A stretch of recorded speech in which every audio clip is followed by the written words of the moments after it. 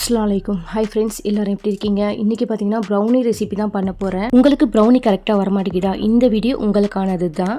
கரெக்டான அளவுகளில் டேஸ்டியாக ரொம்பவும் ஈஸியாக எப்படி பண்ணுறதுன்னு நம்ம பார்க்கலாம். அதுக்கு முன்னாடி என் வீடியோக்கு ஒரு லைக் கொடுத்து சப்ஸ்கிரைப் பண்ணாதவங்க சப்ஸ்கிரைப் பண்ணிக்கோங்க. ப்ரௌனிக்கு பார்த்தீங்கன்னா எல்லா இன்க்ரீடியண்ட்டும் கரெக்டான மெஷர்மெண்ட்டில் எடுத்துக்கணும். ஒன்று கூட குறைச்சலாக இருந்தாலுமே ப்ரௌனி பர்ஃபெக்டாக வராது. நான் இதுக்கு டார்க் காம்பவுண்ட் 185 கிராம் எடுத்துக்கிறேன். இது ½ kg செய்கிறதுக்கான அளவுக்கு. நான் எல்லாத்துக்கும் கரெக்டான மெஷர்மெண்ட் சொல்லிகிட்டே வரேன். கரெக்டான அளவு எடுத்துக்கோங்க. இதில் கொஞ்சம் கூட குறைச்சி இருக்கக்கூடாது.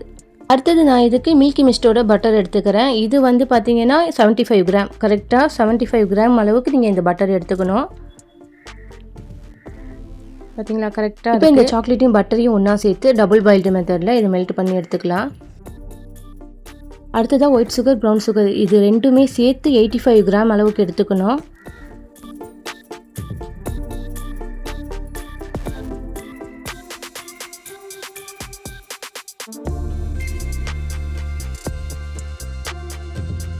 இப்போ இதை மிக்சர் ஜாரில் போட்டு அரைச்சி எடுத்து வந்துடலாம்.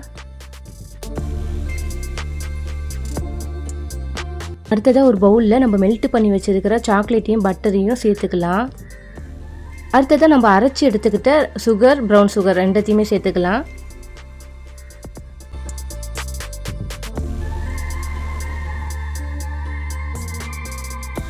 அடுத்தது பார்த்திங்கன்னா மைதா வளர்ந்து எடுத்துக்கலாம். மைதா பார்த்திங்கன்னா 60 கிராம் அளவுக்கு தான் நம்மளுக்கு எடுத்துக்க போகிறோம்.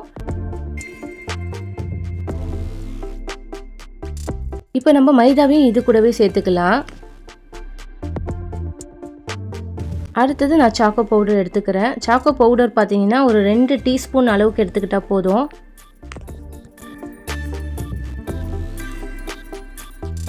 அடுத்தது நான் இதுக்கு 2 முட்டை எடுத்துக்கிறேன். முட்டையை பார்த்தீங்கன்னா விஸ்கு வச்சு நல்லா அடித்து எடுத்துக்கலாம். முட்டையில் நல்லா நுர வர அளவுக்கு நம்ம அடித்து எடுத்துக்கலாம்.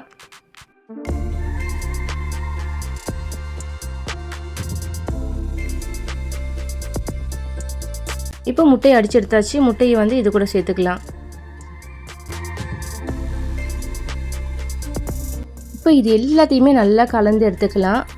இது ஸ்லோவாகவே நம்ம கலந்து எடுத்துக்கலாங்க. சீக்கிரமே கலந்து வந்துடும்.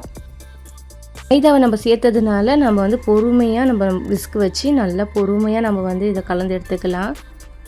இப்படி எல்லாத்தையுமே சேர்த்து நம்ம கலக்கும் போது கெட்டியாயிடுமோன்னு நீங்கள் பயப்பட வேண்டாம். சூப்பராக கலந்து வந்துடும். சொட்டு கூட கெட்டி ஆகாது. அப்படி பயந்தீங்கன்னா நீங்கள் முட்டையை அடித்ததுக்கப்புறம் அதில் சீனியை நீங்கள் கலக்கிட்டு அதுக்கப்புறம் 1 by 1 மற்ற பொருளை சேர்த்து இது மாதிரி நீங்கள் கலந்து விட்டுக்கலாம்.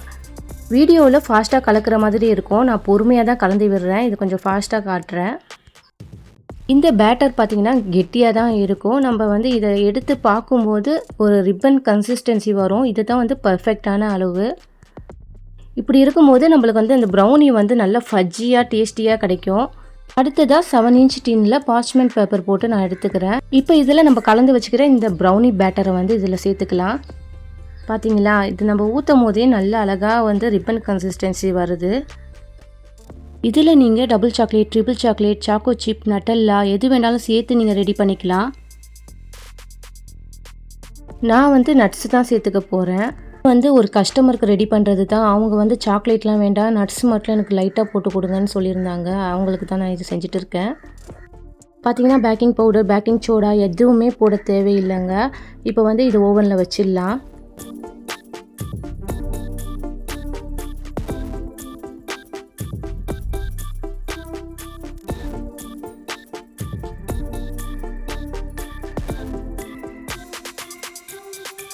இதோட டெம்பரேச்சர் பார்த்தீங்கன்னா 160 டிகிரிக்கு வச்சா போதும். ராடு பார்த்தீங்கன்னா 2 பக்கமுமே ஆனில் இருக்கிற மாதிரி பார்த்துக்கோங்க. அடுத்தது இதில் ஃபேன் எதுவுமே ஆனில் இருக்க தேவையில்லை, ஆஃபில் தான் இருக்கணும். டைமிங் பார்த்தீங்கன்னா 30 மினிட்ஸ்க்கு வச்சுருக்கணும். இது கரெக்டான அளவாக இருக்கும். 30 மினிட்ஸில் 160 டிகிரி டெம்பரேச்சரில் உங்களுக்கு சூப்பராக பர்ஃபெக்டாக ஃபஜ்ஜியாக உங்களுக்கு ப்ரௌனி கிடச்சிடும். இப்போ பார்த்தீங்கன்னா 30 மினிட்ஸ் கழிச்சு உங்களுக்கு காட்டுறேன். உங்களுக்கு ப்ரௌனி சூப்பராக ரெடியாகி வந்துருச்சு. இப்போ நம்ம ப்ரௌனியை வெளியே எடுத்துடலாம். ஒரு 30 மினிட்ஸ் ரெஸ்ட்டில் விட்டுருங்க.